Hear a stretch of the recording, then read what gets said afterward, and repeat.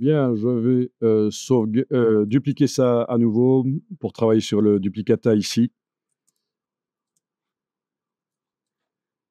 Que dire de plus? La marionnette. Vous avez l'objet qui est sélectionné. Waouh, j'ai oublié quelque chose. Commande Y. Ah, j'ai oublié depuis 2 versions, j'ai oublié de prendre le trou avec. C'est pas grave, j'irai le rechercher après. Et non, je vais le rechercher maintenant. Je vais aller le chercher là et le remettre à l'œil comme ça. Donc, j'ai déplacé le trou ici que j'avais oublié avec la touche Alt et j'ai donc une copie ici. Voilà. Et je vais peut-être refaire en sélectionnant tout l'exclusion dans le Pathfinder pour avoir le trou entre les deux pattes, même si c'est pas essentiel dans ce cas-ci. Voilà. Donc, je disais la marionnette. Derrière l'outil de transformation, vous avez la marionnette. Donc, je vais entrer dans le menu et aller sur la barre verticale pour détacher ces deux outils. Donc, quand vous enclenchez la punaise, vous avez vu la marionnette dans Photoshop. Eh bien, c'est à peu près le même principe ici dans Illustrator. On va pouvoir supprimer des punaises en les sélectionnant en cliquant sur elles et touche suppression. Il m'en a mis quelques-unes, mais je vais redémarrer de zéro. Si je supprime la dernière, je ne suis plus en marionnette. Donc, je vais revenir. Non, le problème, c'est qu'il ne faut pas supprimer la dernière. OK. Donc, j'en ai laissé une. Hein. Bien, donc, aux articulations, j'en mets une, par exemple, ici. J'en mets une sur le bout des pattes. Aux articulations, ici, là, là, là. Voilà. Et après, on peut bouger. On peut bouger le bout des pattes, oui. Voilà. En se mettant à côté de la punaise, contrairement à Photoshop, il ne faut pas enfoncer de touche, je peux tourner. Il me manque encore le bout des pattes, mais c'est pas grave, je vais le faire après. Voilà. Je peux reprendre ce moignon bizarre et peut-être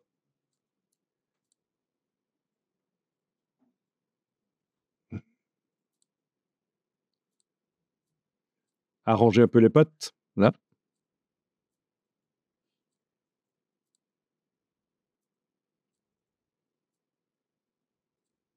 Voilà.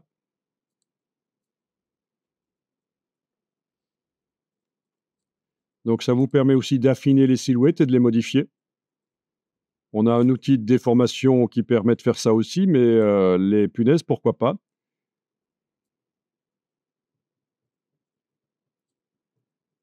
Voilà la tête, voilà. Sympa. Donc, vous pouvez démarrer de choses que vous avez trouvées sur le web, de choses générées par intelligence artificielle aussi. Là, c'est une silhouette d'après une photo euh, traitée dans Photoshop. Donc, et vous pouvez en plus, comme ça, vraiment personnaliser. Ça peut être très bien. Les pattes arrière mériteraient d'être faites. Elles ne me plaisent pas beaucoup. Oui, donc enlever la punaise, c'est ce que j'ai fait au début. Je les ai enlevées toutes sauf une parce que je voulais redémarrer vraiment de zéro. Donc, on clique sur la punaise et touche suppression sur le clavier. Là, je vais faire CTRL-Z parce qu'elle me plaisait bien là. Voilà. Donc, marionnette. Il suffit de quitter l'outil et on est en dehors de la marionnette. En travail normal sur Illustrator. Si on revient sur l'outil, on retrouve les punaises qu'on a mises là où on les a mises. Que dire de plus?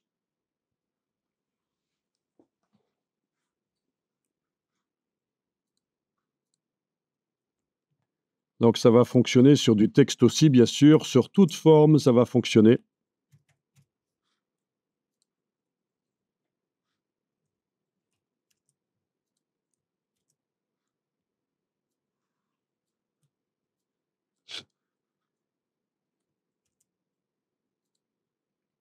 Même sur du texte non vectorisé apparemment. Mais à mon avis, il a vectorisé dans le processus. C'est pas possible autrement.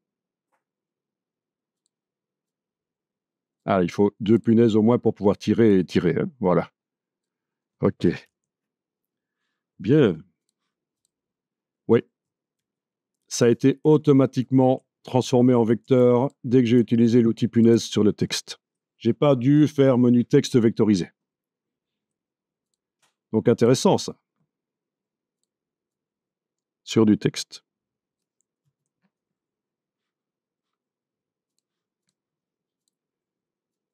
C'est une des nombreuses manières de modifier le texte, de le déformer. C'est vraiment le point fort de Illustrator, hein, c'est le texte, la manipulation du texte pour en faire des logotypes, des icônes, des posters, etc.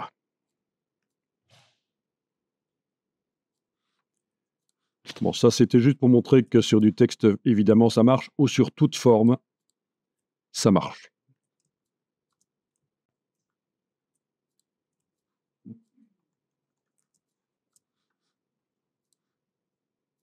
OK.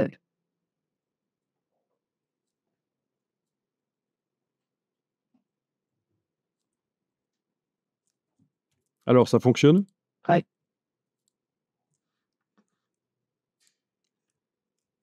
Vous voyez, là, je suis avec l'outil crayon, j'enfonce la touche commande sur le Mac, contrôle sur le PC, je clique.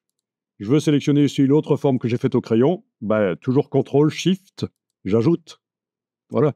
Donc, c'est des réflexes à avoir. J'ajoute forme de fond, voilà. Voilà, je suis en train de tenter de régler un peu le problème des pattes du chien.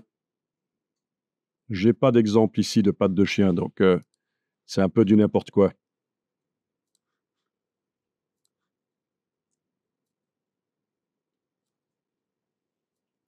Je suis pas allé voir sur le web, quoi.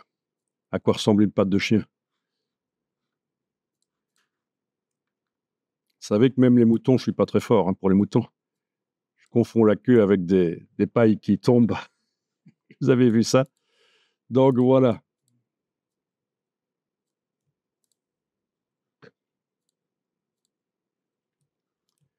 OK, quand je sélectionne tout, je réunis.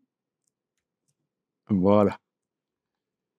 Et bien sûr, je vais enlever ici.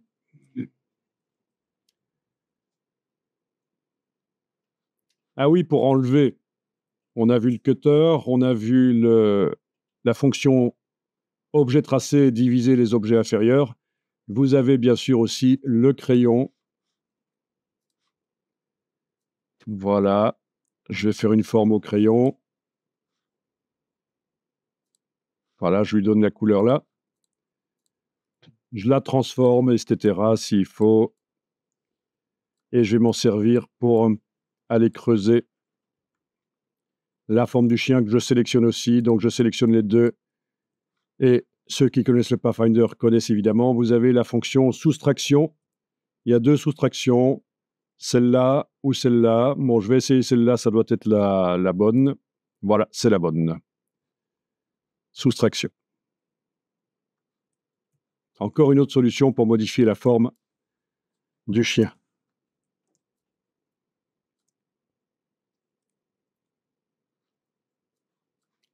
Ceci, vous allez pouvoir essayer sur votre forme. L'outil de déformation.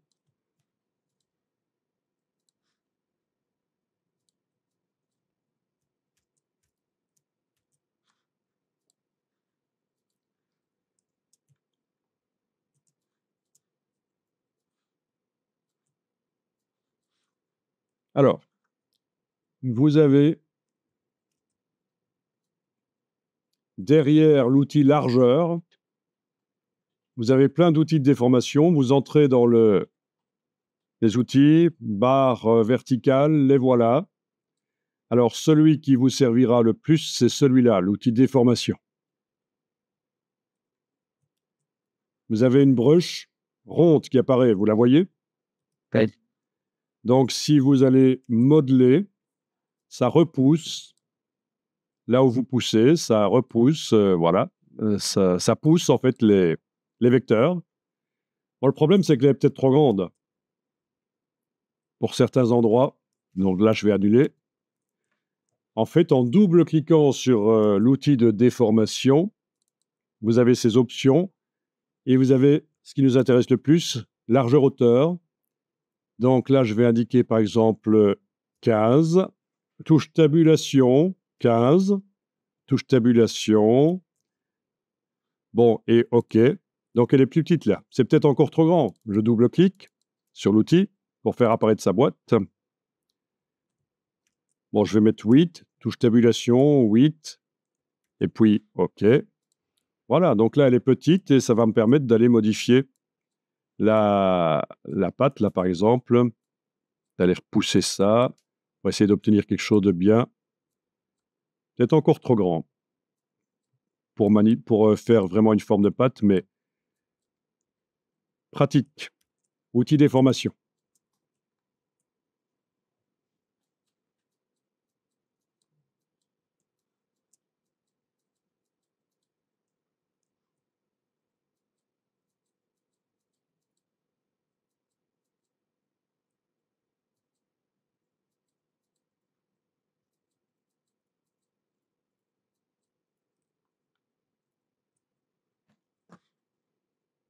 Donc si avec ça, vous ne pouvez pas adapter les formes, je ne comprends pas, parce que franchement, là, on peut vraiment modeler.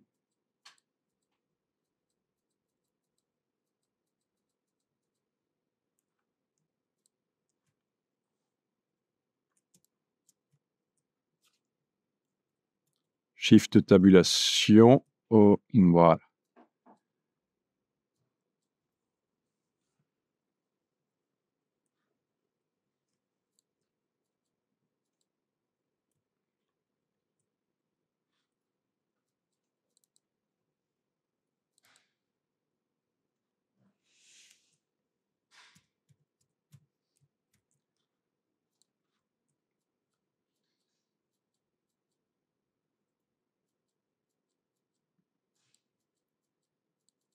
Vous voyez d'autres outils, ceux qui connaissent déjà un peu Illustrator, qu'on pourrait utiliser?